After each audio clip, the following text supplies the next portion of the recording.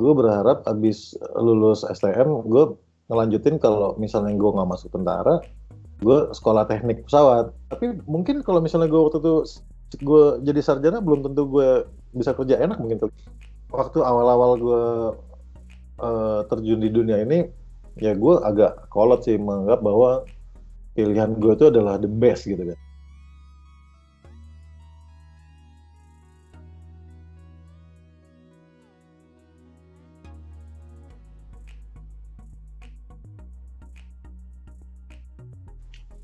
Assalamualaikum warahmatullahi wabarakatuh. Apa kabar teman-teman semua? Nama saya Rio dari Houston, Texas.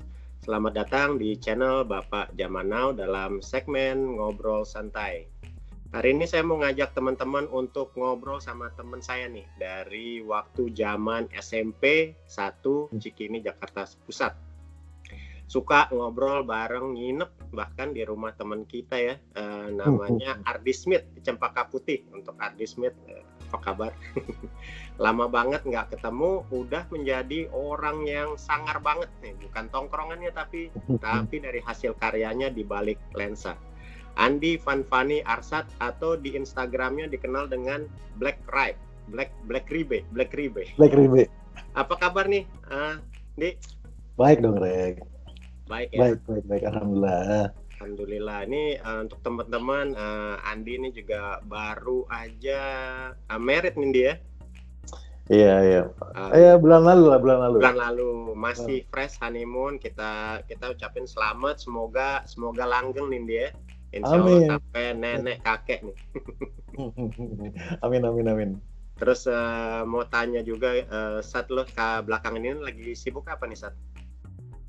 Sibuk banget, sibuk cari kerjaan. Alhamdulillah, masih tetap dikasih kesibukan ya, Sat?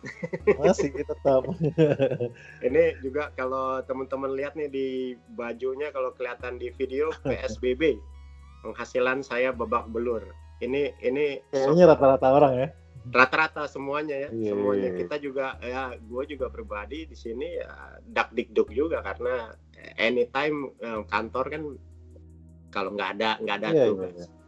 Tapi alhamdulillah kita masih dikasih kesehatan nih, Sat ya. Alhamdulillah. Semoga ya, insya Allah. Semoga. Ini kita ketemu waktu apa? Kita tuh lama kenal sebenarnya waktu SMP. SMP. Apa yang masih lo kenang waktu zaman SMP nih, Sat? Kalau gue sih ngerasanya SMP zaman lo gitu kayak lebih menariknya daripada anak-anak SMP zaman sekarang ya nggak sih? Apa tuh yang bikin beda? Kayak semuanya agak real aja secara actionnya, secara apa gitu, secara pertemanannya gitu. Kalau sekarang pertemanannya kayaknya beneran gitu. Kalau temenan sama orang, temenan aja gitu, kita ketemu, kita ngobrol. Ya sih, telepon aja ada effort gitu kan. Iya. Telepon cewek aja ada effort, men. Sekarang kan semua by chat. Oh, benar. Iya kan, sekarang semua gampang. Kalau dulu kan kita juga bisa gampang telepon sih, cuman kadang-kadang bokap nyokap suka gitu kan. Telepon mahal. Yang lama-lama.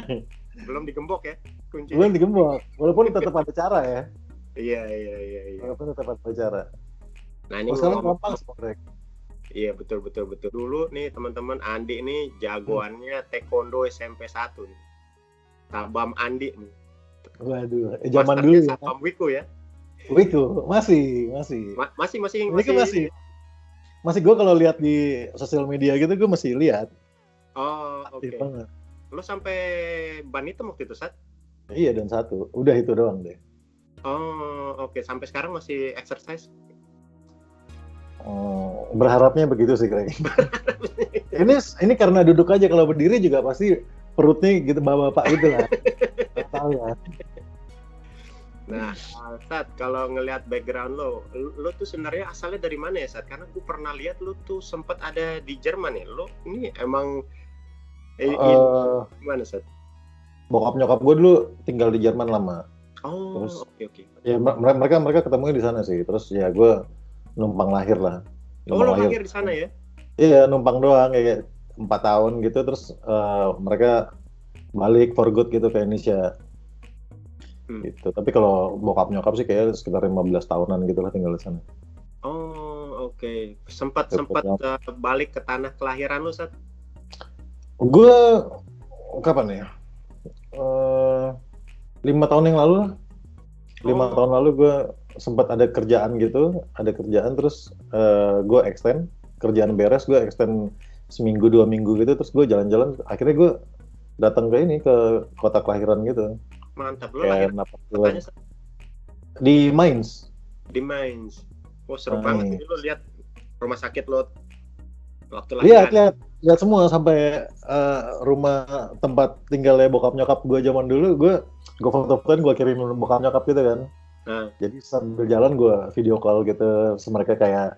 Tapi yang keren. seneng sih mereka sih, karena mereka punya memori atas Hmm, tempat itu. iya iya Kalau benar. gue kan, ya gue lupa lah. Hmm. Nah, Terus, kalau kita nih saat habis SMP tuh kayaknya lost contact banget ya. Terus iya, SMP gue cabut ke Malang kan. Lulus SMP gue cabut ke Malang. oh, jadi lu SMA Malang ya? Iya, di Malang. Jadi kalau misalnya pas gue balik ke Jakarta, orang-orang baru yang gue kenal di Jakarta tuh menganggapnya gue emang dari lahir di Malang. Udah, dari Jawa kali, dari Jawa. Dari Jawa. Padahal sekolahnya di ini anak mentengnya Arsat sih. Gini ya kan, dengan segala macam problematikanya. Problematika anak menteng. Nah, lu sempat kuliah di mana saat waktu di Malang? Gue sekolah 3 kali, cuman gak ada yang beres sih. Oh ya? Kenapa Oh, Sat? Boleh cerita Sat? nggak tahu, gue dari dulu pengen kerja. Kan tadinya tuh gue lulus SMP itu, terus gue sekolah di STM penerbangan kan. Oh, oke. Gue di STM penerbangan, gue berharap abis lulus STM, gue ngelanjutin kalau misalnya gue nggak masuk tentara, gue sekolah teknik pesawat. Oh, oke. Oke. Gue udah sempet daftar-daftar tuh. Pas lagi daftar-daftar, gue tidur di rumahnya Ardi. Tinggal di Lembang. Oh, di Lembang. Oke, oke. Lembang. Terus pas lagi pendaftaran itu kan itu Greg, kerusuhan kan. Awal-awal, terus akhirnya bokap nyokap gue bilang, udah lu balik lagi ke Malang gitu. Pas di Malang gue nggak nemu sekolah yang pas. Akhirnya gue cip-cip aja, masuk teknik deh gitu. Oke, Coba oke. masuk teknik Aha, setahun aha. dengan IP yang bagus banget, Oh ya. 0,5. 0,5. Terus gue pindah. Gue mikir mau mana ya, gue kuliah apa nih? Karena gue suka jalan-jalan, gue masuk pariwisata. Oke, oke. Jalan-jalan bener. Kebablasan jalan-jalannya. Jadi kalau di kampus gue tuh ada jatah buat job training kan. Betul. Job training kan biasanya mereka cuman ya 2 minggu sampai sebulan deh gitu. Gue job trainingnya setahun. Setahun. Job training setahun. Karena tempat yang gue job training itu kayak nggak tahu mereka emang mumpung ada tenaga gitu kan, atau emang mereka suka sama kerjaan gue nggak tahu. Itu agak rancu tuh. Akhirnya gue setahun tuh stay di situ, stay di Bali waktu itu gue. Oke. Terus akhirnya ya udah balik ke Malang, nggak kelar juga. Nggak kelar juga. Akhirnya gue masuk Fakultas Hukum. Oh, anak hukum. Oke, oke, oke. Anak hukum. Sampai skripsi, tapi nggak lanjut. Karena gue udah mulai kerja gitu. Jadi udah malas kuliah. Padahal tuh tinggal skripsi lo selesai, Iya, lo udah iya. pakai gelar sarjana tuh, Sat. Iya, tapi mungkin kalau misalnya gue waktu itu gue jadi sarjana, belum tentu gue bisa kerja enak mungkin kali ya. Gue nggak tahu sih. Oke. Nah, ini ngomongin Nggak kerja sesuai enak. dengan mau gue.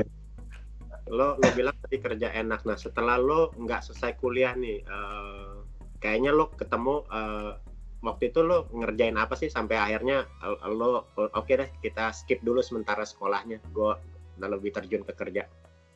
Gue waktu di Malang itu kan gue kuliah di Malang tuh. Dari pertama kali kuliah gue udah mulai kerja. Mau kerja apa ya, temen gue ngajakin kerja. Mau event kayak mau apa, mau jadi freelance gitu ya. Pegawai toko baju. Itu lo cobain semua ya? Gue jabanin, tapi emang karena udah megang duit ya, jadi kayak udah ngapain lah lanjut gitu, gue udah bisa cari duit gitu. Waktu itu gue mikirnya begitu. Oke. Tapi mungkin kalau misalnya gue kelar kuliah mungkin, cuma nggak tahu ya, mungkin akan lebih baik atau mungkin nggak lebih baik, gue nggak tahu juga. Nah itu gue denger juga lu suka main motor ya saat dulu. Dulu main motor tuh dalam artian cari duit gitu. Nyari duit gimana tuh? Nyari duit, terkenal kan zaman dulu. Oh, Taruhan.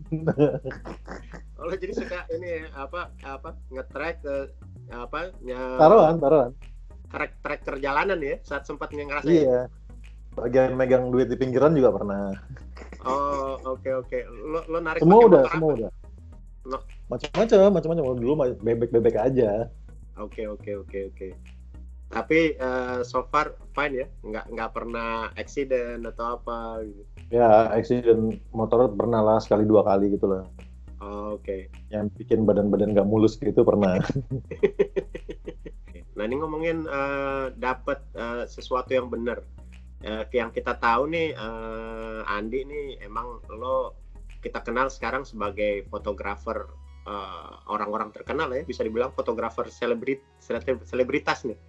Iya, ada beberapa public figure gitu yang mau mempercayakan mereka untuk gue kerjain secara visualnya, dokumentasinya atau apa segala macam. Oke. Nah ini gue sempat ngulik nih saat, jadi sebelum gue ngobrol sama lo, gue nyari nih Andi yang sekarang kayak apa sih? Ini lo ketemu kalau Star Wars itu ketemu Master Yoda-nya, ketemu sama orang Jogja ya saat yang Donin Yabes yang ngajarin lo tentang fotografi. Nah, namanya nih Yabes Adonia. Yabes Adonia. Namanya panggilannya Doni. Oke. Gue kenal dia teman gue di Malang. Oke. Nah, tapi dia tuh emang sekolah fotografi. Oh, oke. Jadi tangan, mata, sama kameranya sekolah lah. Mantap. Nah, gue banyak belajar dari itu pas awal-awal gue memutuskan untuk gue mau kerja di belakang kamera gitu.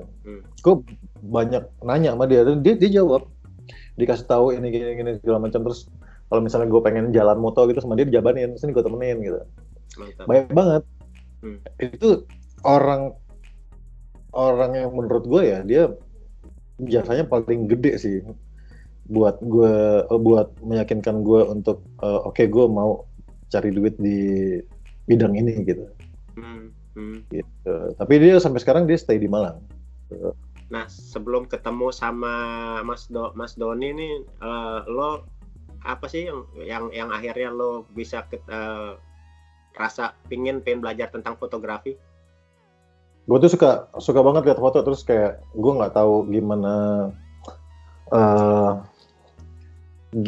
menerjemahkan apa sih foto bagus. Gue cuma tahu ini foto ini bagus ya, cuman gue nggak tahu secara analisanya kenapa bisa bikin kayak gini, kenapa gitu. Maksudnya selain itu alatnya atau emang fotografernya atau memang momennya atau apanya gitu, gue nggak tahu tuh gimana caranya untuk menilai kenapa sih menurut gue ini foto ini bagus gitu. Iya. Tapi emang gue penikmat gambar bagus, gambar foto bagus, gambar video bagus tuh gue suka banget kalau misalnya, wah gila keren ya. Bahkan yang nggak keren aja gue, ya kenapa ya orang bikin gini ya gitu. Jadi kayak pertanyaannya itu gede, pertanyaannya banyak. Oke. Nah lu pada saat itu tinggal di Malang ya? Gue tinggal di Malang. Dan saat itu mudah nggak sih nyari literatur tentang fotografi? Karena sekarang kan ada YouTube banyak ya, gampang dimanapun orang berada. Lo di Malang gimana pada saat itu, Sat? Di zaman itu sih susah. Maksudnya kalau misalnya mau di-compare sama zaman sekarang ya, zaman sekarang lu kayak tinggal ngambil handphone, lo buka apa yang lo mau gitu, mau tanya sesuatu tinggal lo ketik aja gitu, maksudnya gue nyariin dong gitu. Kalau dulu tuh internetnya susah ya kan, nggak banyak ya. Dulu kita zaman dulu kan warnet kan. Oh iya. Lo harus spend duit lo buat sewa lah apa segala macam gitu. Terus belum tentu dapat semua gitu. Terus akhirnya Gue banyak belajar ke itu, Greg, ke toko buku bekas. Jadi di Oh, Malang oke. tuh ada apa namanya, satu tempat gitu, mereka jual toko buku, majalah majalah luar luar negeri yang bekas gitu. Oke, oke. Nah, gue cari ini kalau misalnya ini cari majalah foto gitu. Hmm. Atau dulu di Gramet tuh biasanya ada kan majalah foto video gitu. Iya, Cuman kan gue nggak bisa nyolong lihat karena mereka pasti segel gitu. Jadi mau nggak mau harus betul, beli betul. kan. Iya, Ya iya. akhirnya belilah langganan gitu-gitu. Gue Oh, belajar dari situ sih. Nah, kamera pertama lo apa, Set? Kamera pertama gue eh, Canon 350D. Canon 350D. Iya. Oke. Nah, itu pertama kali belajar tuh ya. Pertama kali belajar. Karena eh, di masa itu tuh sebenarnya kayak masa-masa transisi lo pindah dari film ke digital. Oh, oke, oke. Jadi gue waktu itu belajarnya langsung digital untuk profesi. Oh, oke. Gitu. Jadi gue agak setengah beruntung lah udah langsung dapet digital gitu kan, menurut Hmm. gue. Udah terus ya jadi itu kamera yang dikorbankan pertama tuh untuk belajar belajar terus begitu udah berasa sombong gitu ya udah bisa nih gue upgrade Oke. terus akhirnya kamera yang hasil upgrade itu yang gue pakai buat kerja cari duit. Oh, apa tuh kameranya? Nih. eh Canon 20D. Oke. Nih, kalau di dunia fotografi tuh kayak ada alirannya ya, either Nikon or Canon saat itu. Nah, Ya orang-orang menganggap Canon. itu agamanya fotografer ya.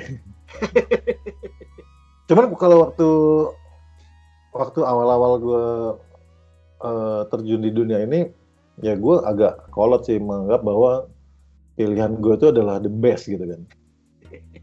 Jadi ya gue Canon sampai akhirnya gue lihat kerjaan-kerjaannya orang lain tuh kayak bagus juga ya temen pakai kamera ini, orang itu bagus pakai kamera itu. Gue pikir oh ya ini sih emang lu nggak boleh diperbudak sama alat sih sebenarnya. Alatnya cuma buat bantuin lo doang kan sebenarnya. Nah, Gitu jadi akhirnya gue orang di belakangnya ya. iya, jadi akhirnya lama-lama gue kayak belajar, oh ternyata lu kamera itu ya semua intinya sama, menghasilkan gambar gitu kan. Cuman emang masing-masing punya karakter sendiri-sendiri. Oke. Tapi tujuan utamanya adalah lu bikin gambar gitu kan. Iya, iya, benar. Iya, cuman the way-nya banyak tuh macam-macam karena karakternya beda-beda. Iya. Nah, waktu lo pertama kali megang kamera nih, kayak gua dulu sempet lah sedikit-sedikit belajar.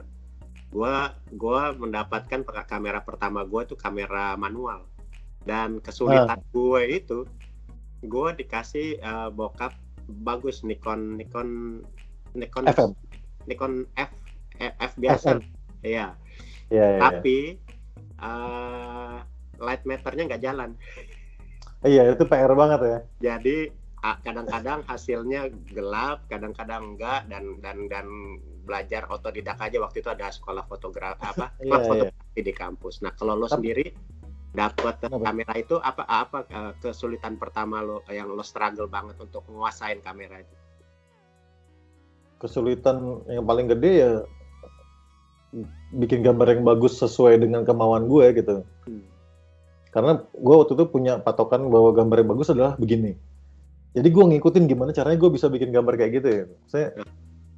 Ya itu sih, kalau digital kan ya lo tinggal foto, lihat hasil, nggak suka hapus gitu. Walaupun sebenarnya kalau menurut gue kalau lo punya kamera jangan pernah hapus foto sih kalau mau belajar.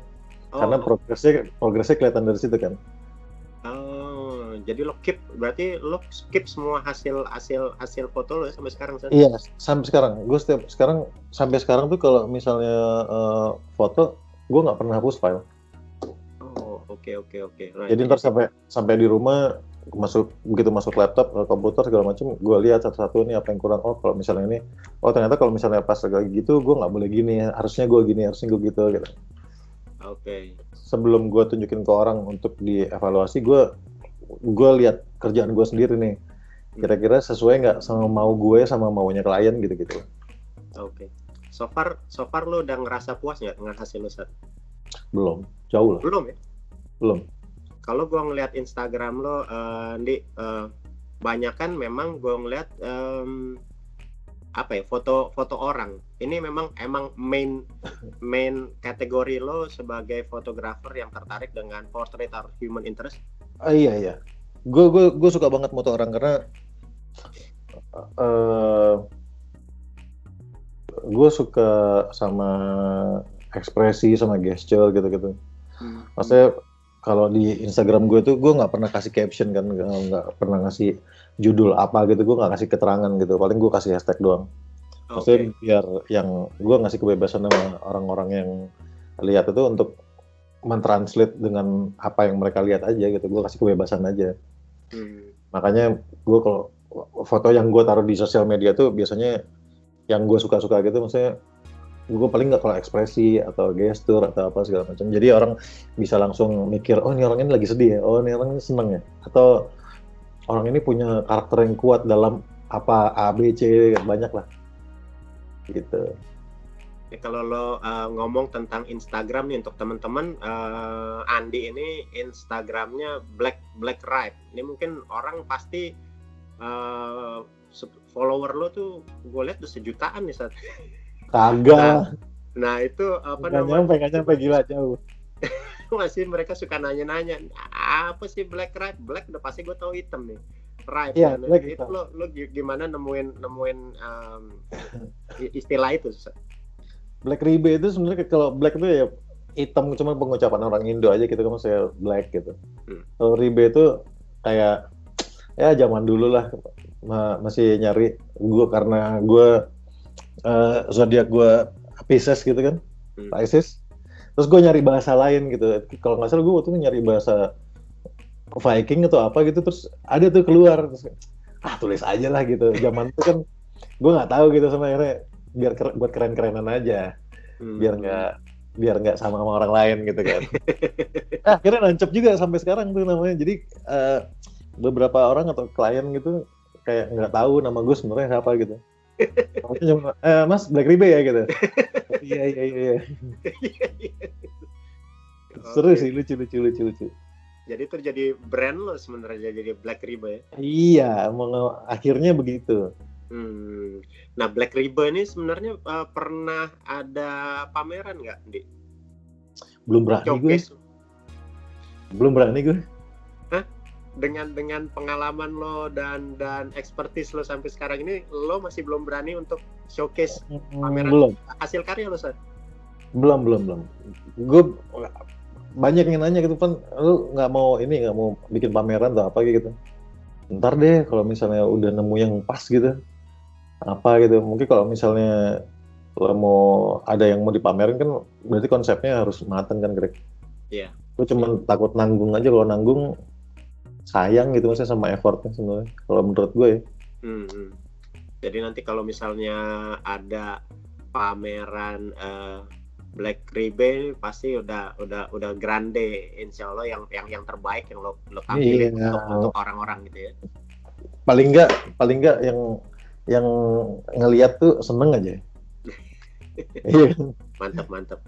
Nah kalau foto portrait orang, gue tuh susah tuh kalau ya namanya ya waktu nyoba foto, karena kalau kita gua mau foto orang itu kayaknya koneksinya itu harus spesial.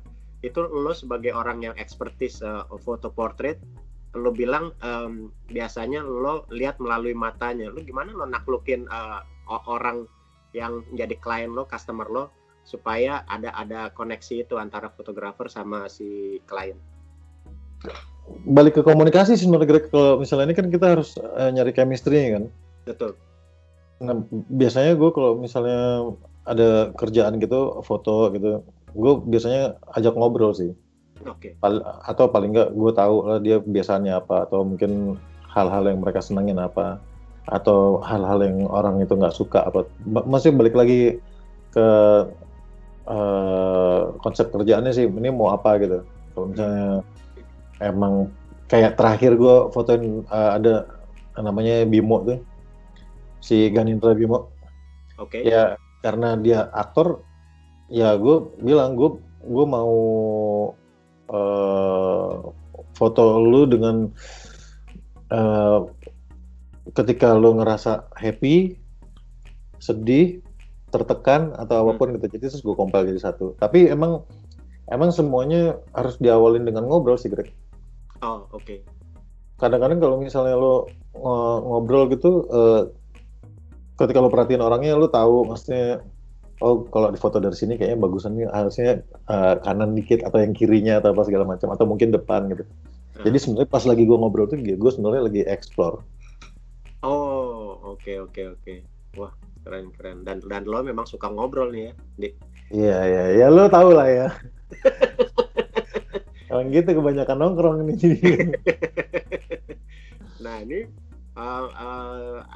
hampir banyak dari hasil foto lo itu hitam putih. Apa itu memang favorit lo, Andi? Iya, kalau secara idealisme ya gue suka banget ya hitam putih yang gue tampilin di sosial media tuh ya apa yang gue suka. Tapi sebenarnya kalau secara profesi kerjaan gitu ya store ke kliennya color sih. Ya kecuali emang kliennya minta black and white dengan senang nanti gue bikinin. Jadi tapi kadang-kadang karena orang ngelihat isi Instagram gue hitam putih semua, pertanyaan yang paling awal mereka tanya tuh biasanya, Mas bisa bikin foto warna nggak sih? itu banyak banget yang kayak gitu. Bisa. Takutnya lo idealis dengan hitam putih nggak mau warna gitu ya? Harus hitam putih ya. Oh, oke. Tapi kalau kerjaan tetap warna. Warna. Ya kecuali mereka request ya, hitam putih aja Van gitu. Hitam putih boleh gitu. Okay. Gitu sih kira. Iya. Nah, ada lagi nih kalau gue ngeliat kayaknya kategori kedua yang lo suka, atau mungkin itu pandangan opini gue aja, banyak juga hasil karya lo tuh street photography. Sejauh mana sih lo suka dengan street photography? Street photography itu menyenangkan sih kira. Maksudnya karena emang gue suka jalan-jalannya, terus gue suka nongkrong, gue suka ini. Jadi banyak yang bisa kita ulik sih di situ. Banyak hal-hal yang kita nggak nyangka, oh ternyata kalau misalnya foto jadi bagus ya gitu. Betul. Atau kayak tadi misalnya gue foto portrait nggak kasih caption, ya gue di foto street pun gue nggak kasih caption, jadi biar orang ikut ngerasain apa yang mereka lihat kayak gue ngeliat gitu. Oke. Apa gitu, apa sih yang timbul dari apa yang lo lihat gitu, cara emosinya atau apa, atau emang cuman jalannya kosong aja. Kadang-kadang kan kalau misalnya orang tahu itu di mana kan, kayak ini rasanya menyenangkan ya situ ya, atau ini kok tempatnya kayaknya gloomy banget ya, atau sedih ya apa gimana gitu. Banyak kan kayak gitu kan, Greg. Iya. Jalanan sepi, jalanan rame gitu. Seru. Oke.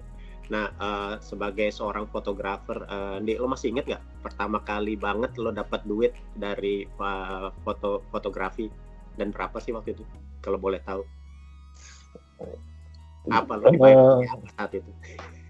Dulu tuh jadi ada teman gue, tahu gue suka foto. Terus jadi dia waktu itu ngerjain project untuk maintenance towernya provider. Tower yang tinggi banget itu? Iya. Provider. Itu terus dia bilang, gue butuh foto nih.